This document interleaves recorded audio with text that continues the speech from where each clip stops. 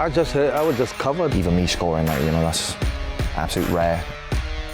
If I could live that all over again, I would pay a lot of money for it. I wish I were there. So, with a little help from Hisense, we'll be going through some highlights, particularly from that fantastic last championship winning season. Going to be talking to Pascal Struijk and Joe Rodon, and also a Leeds United legend in the shape of Mr. Lucas Radebe. Let's start at perhaps the best of the lot, and we go all the way to the final day, the final few minutes, Manor Solomon away at Plymouth, and a goal that won Leeds the championship. Champions again, ole ole. This is Leeds come with Solomon into the penalty area. Manor Solomon. Yeah! Solomon! Manor Solomon! Manor Solomon! Oh yes! To be honest, I just blacked out. From this moment, I just, like, even for me, just physically and mentally exhausted. Obviously, it's been a long season, and it went all the way to the last 2 minutes of the season. So I even think in the end, I think Largy was playing centre half for me. So yeah, I think it was just, I blacked out from that moment, and yeah, it was just an unbelievable experience, and of course wonderful for the club. As Manor's making his way into the penalty area, did you have a sense of anything here? To be fair, I think I think we've seen him a million times in that position in training, and you know, with the quality player he is, he's always gonna, you know, find a yard or a way to have a shot at goal. And yeah, I think when he cuts in, I think it was just written in the stars. And then Pascal, you obviously couldn't take part in it. Where were you watching from? Behind the stands, the celebrations over there, they were a little bit quiet because we had all the Plymouth supporters, but as soon as we saw the ball go in, we made our way down and started celebrating with everyone. It's incredible. But for me, the great thing is that, especially about this game, is just the momentum, you know, towards that, and the build-up, the atmosphere was absolutely amazing, because we knew that we could do this, and once we get the result, I mean, it was absolutely great. Do you remember anything of the next 72 hours? I'll take that as a no. Yeah, that's a great question. Yeah. Great question. Nah, of course. I think yeah, that weekend was special. With the parade on Monday, I think as well was yeah, it was just a top off of just probably, you know, the best experience of my life. So yeah, it was just something that I will never forget. So. Was it Ellen Road? Yeah, it was the day before. I looked for like a vintage one, and then I saw yours, number 5 as well, and I was like, oh, sold. I want to get this one. And afterwards, you hit me up on Instagram, and I need to bring it in so I can get signature on it to make it even more incredible. And yeah, honestly, looking at this, look at that. Junior, yeah. Like, this day was incredible. If I could live that all over again, like, I would pay a lot of money for it. Well, I still have the memory of getting back to Ellen Road and then the chant of one more time, and Ethan saying, let's go back and do it all again. Yeah. I mean, it was something beyond anybody's experience, wasn't it, previously? Yeah. Yeah, I think it just shows like the magnitude of the club. I think it was weird. It was like not the best conditions of weather for the day, but we didn't know what we were kind of going to expect. They told us what it might be like, how many fans, but yeah, when we turned up just at the start of the centre, it was just unbelievable. It's just hard to describe. I mean, it was amazing to see, to be honest. Were you watching all this then? I was watching, yeah, it was all on social media as well. I'm thinking, oh God, I wish I were there, you know, but I know I promised you jersey as well, jersey, but we'll get that too. Amazing scenes. I mean, I know my time here, we never really had such experience, but, you know, to see that, you know, it's bringing back all those glory days. And to see the fans and the support is absolutely amazing. As you were saying, you know, it really, you know, summarized the magnitude of this club. So you guys, everything went out, didn't it? It was kind of, this was unfiltered, can we say? I think it's good that it's unfiltered because it shows the real emotions instead of us holding back. So you get to see the real feelings, the real way we celebrate, instead of like a little dimmed down one. I mean, did you know Ethan was like that, Joe? Well, to be fair, at the start, he was.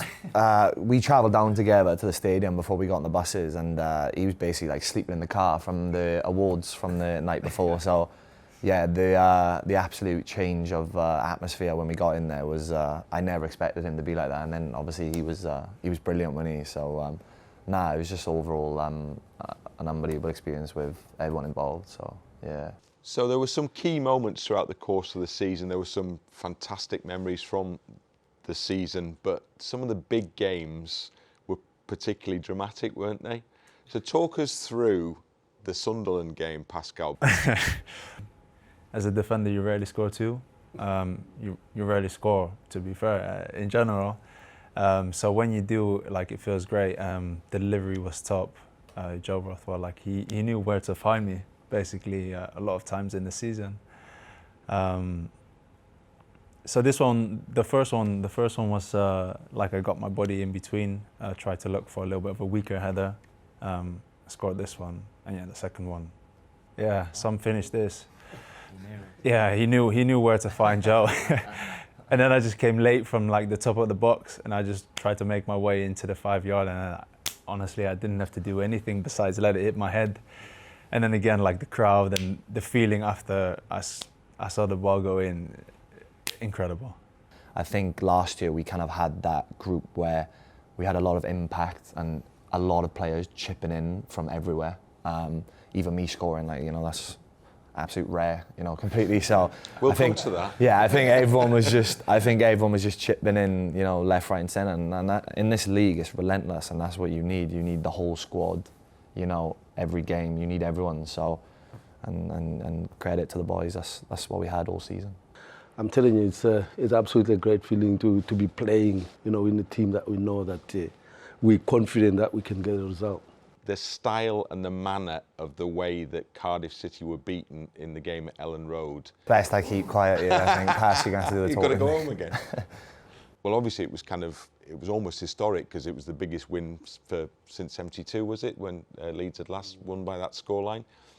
How did it feel when you're out there? Did you have a sense quite early on that there was quite a lot in this game for you?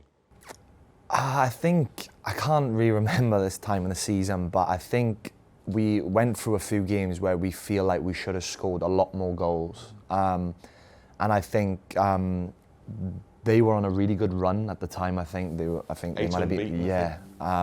So we of course were expecting, a very difficult game, and but I think it was, as you said, the manner we kind of last season went out in our home games, started really fast, and normally we would, when you're on top in the game, you want to try and score in those moments, which then you can start to relax and then kind of play, and then things more start to open up.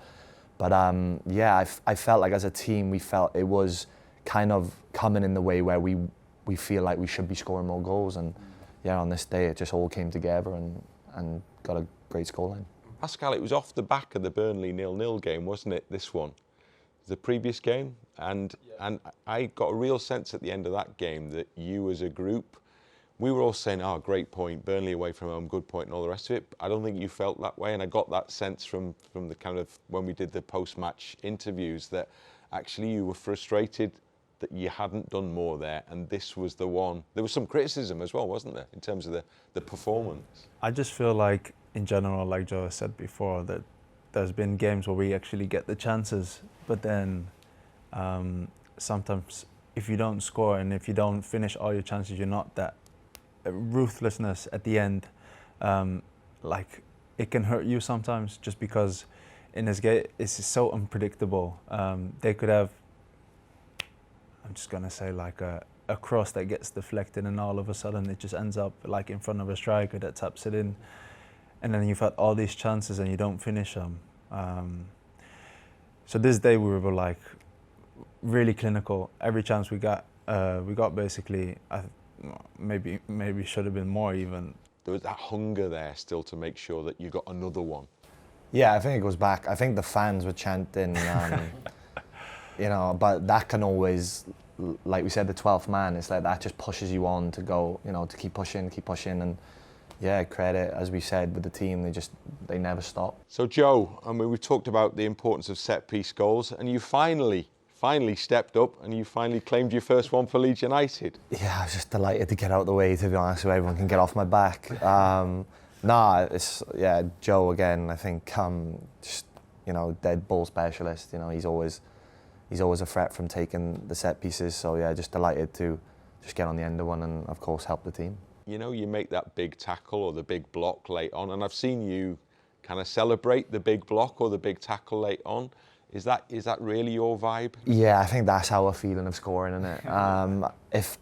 I guess if we're 1-0 or 2-0 up, I think every defender just wants to keep a clean sheet. So yeah, whatever we can do, and like you say, if it's last moments of the game to just make a block, then yeah, it's extra special, I guess, for us. Do you love a good tackle, Pascal? Yeah, I do. I have to say, I don't too often go to the floor, but there's been some. I remember the one against Luton, like that one makes me really happy. For example, where you just keep the clean sheet. But yeah, like to really have like a decent tackle, like those times, I would like it. But unfortunately, sometimes we have a little bit of a limit now. You like the tackle, Lucas, yeah? You like the tackle. Aye. No, I think for me, that was my strength, to be honest. You know, for me, it's all about wanting to play well as a defender. You know, wanted to make sure that, every challenge, it's clean. But to be honest, sometimes it doesn't, doesn't it? But you have to do what you have to do as a defender. And that phrase you used there, you've got to love defending, that's the job, isn't it? That is our first job, yes, of course. When you speak about scoring goals, it's just an add-on.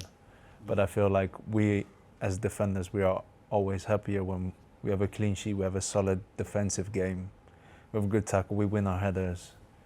That is like our main job. A mentality? Yeah, I think it's the foundation of kind of the team. Of course, I think even this year, I think being in the Premier League, we know we're going to come up against teams that are better than us, but as we've shown, we can be, as a team, very hard to break down when we're all defending. So I think it's the willing of wanting to defend and being, a very difficult team to play against. And I think that sets the foundation for the team. Leeds playing against Manchester United, and early doors in the game, goalkeeper Mark Beanie, very early on in the game, Mark Beanie gets sent off. So who's the guy who gets the call from the bench to pull the green jersey on? Oh, yeah. To be honest, I wasn't aware that we didn't have a reserve goalkeeper. And I remember when it happens because we're all watching the game. I mean, this is at Old Trafford, and it's a biggest rivalry. So when Bino got sent off, I was just covered by a jersey. So when I pulled it off, it was a green jersey, and you could see how big it was. It was massive as well. So just nothing to lose. I've done that before, and then it was for me just. I went in there to enjoy the game, to be honest, because you're smiling all everybody expected a few goals, but I was confident enough, and I think even the confidence of letting me going in goal, it gave me that impetus. Because you had a little secret. You had played in goal at the start of your career, hadn't you? You started as a goalkeeper. Yeah.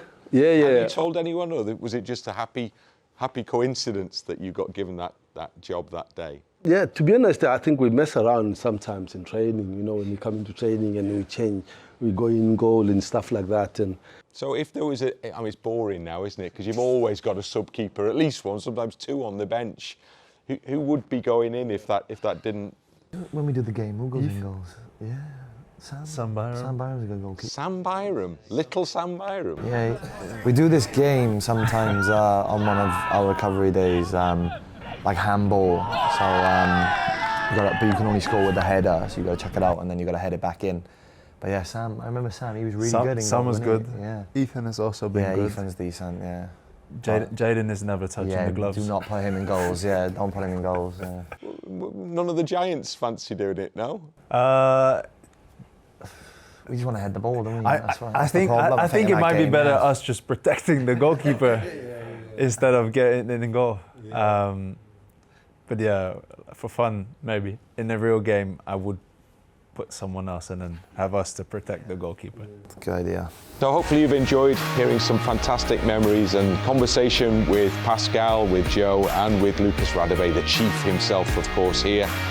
Just remember that if you want to keep up to date with everything that's happening behind the scenes at Leeds United, all the interviews, all the highlights, well, you can do that with the LUTV app, which is available exclusively on all Hisense TVs.